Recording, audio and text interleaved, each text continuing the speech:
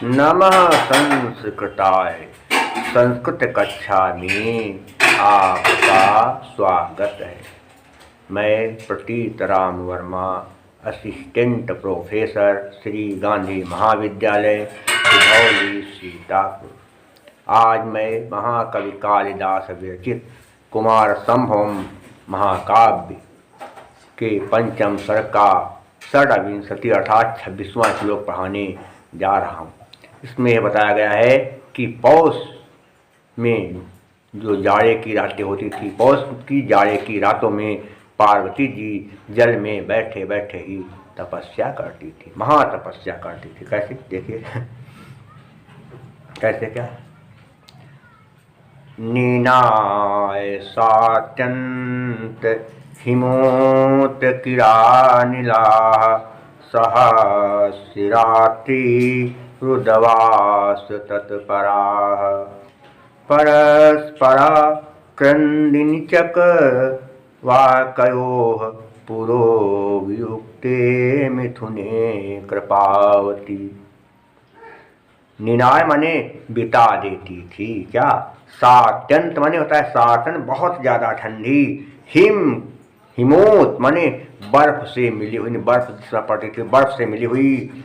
फिर अनिला माने हवा, जिस हवा में बर्फ का जो है समावेश होता था, कह सकते हैं जिस हवा में बर्फ जैसी ठंडी होती थी, ऐसी रातें बिता देती थी। कौन सी रातें। सहस्रात्रि माने पौष मास की रातों, सहस्रात्रि माने पौष महीने की रातों को। उदवास तत्परा, उद माने जल, वास में रहकर तत्पर लगातार। पौष महीने में जाड़े की रातों को पानी में बैठ करके पार्वती जी बिताती। ध्यान दीजिए, पौष का महीना होता था, जाड़े का समय होता था, और जाड़े के समय में बर्फ से मिली हुई अर्थात बर्फ जैसी ठंड पैदा करने वाली तेज हवाएं चलती थी। और उन तेज हवाओं के चलने पर भी पार्वती पौष के महीने में जब रातें आती थी, उन रातों में जल में बैठ करके ही सारी रात बिता देती थी, महातपस्या करती थी।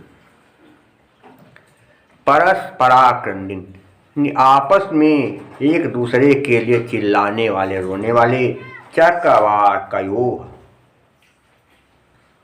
क्या है। चकवा चकवी, चकवा चकवी क्या होता है। रात में एक दूसरे से बिछुड़, जैसे संध्या होती, बस एक दूसरे से बिछुड़ जाते हैं और फिर सुबह होने पर मिलते हैं, तो रात भर एक दूसरे के वियोग में वे चिल्लाते रहते हैं। क्या होगा। पूर्व कहते सामने पूरा होगा, पूरा वियुक्ते, हस्त्या से क्या विसर्ग का ऊ बना, आज गुणा से उसका वो बन गया। वियुक्ते कहते वियोग होने पर, मिथुने कहते जोड़ा जोड़, और कृपावती समझाया करती थी, ढांढस बंधाती थी दया करके। कृपावती में समझाती थी, दया करती थी, या ढांढस बंधाया करती थी। तो पूष की जिन रातों में बर्फ जैसी ठंडी हवा चारों ओर से चलती रहती थी, ऐसी रातों में पार्वती जी जल में बैठ करके रात बिताया करती थी। उनके सामने ही चकवा चकवी का जोड़ा एक दूसरे से बिछुड़ जाने पर चिल्लाता रहता था।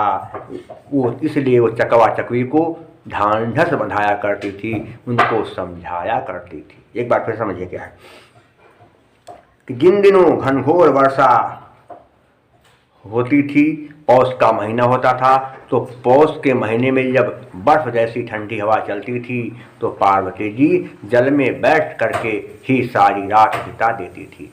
उनके सामने ही चकवा चकवी एक दूसरे से बिछुड़ जाने के कारण जब वियोग में चिल्लाते रहते थे, तो उन चकवा और चकवी पक्षियों को वह समझाया करती थी, उन्हें ढांढस बंधाया करती थी। अब देखिए यहाँ पर क्या विशेष बातें हैं। कैसे, क्या लिखा है। हिमोत किरा नीला, इसमें गुन्ना बनाइए, कोई दिक्कत नहीं है। आगे कहाँ पर क्या है देखेंगे। रात्रि रुदवास तत्परा, रात्रि नहीं, रात्रि धन उद, सर्द स्वरूप के नियम से क्या विसर्ग का रा बन गया। और इसके अलावा क्या होगा, ध्यान देखना है कि इसके अलावा क्या होगा इसमें देखेंगे, क्या लिखा हुआ है, अत्यंत हिमो किरात, तो क्या होगा, अत्यंत बहुत ज़्यादा, हिम कर तो क्या होगा, अत्यंत च तानि हिम किरात, ये हो जाएगा। इसके अलावा कृपावती में अंगीस प्रत्यय हो जाएगा, रात्रि में अंगीप, और अलंकार कौन सा हो जाएगा, चकवा चकवी चिल्लाते थे, उसका कारण क्या है, एक दूसरे से उनका वियोग हो जाता था।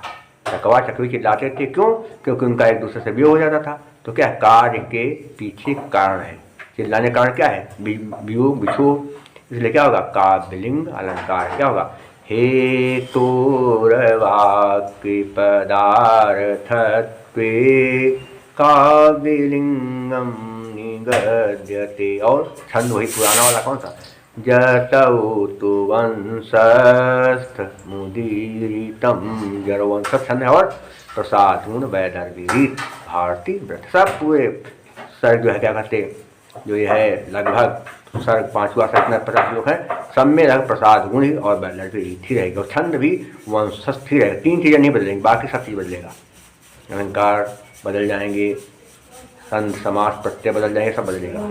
तो आज के लिए बस इतना ही, शेष मैं आपको अगले अंक में पढ़ाऊंगा, तब तक के लिए नमः संस्कृताय।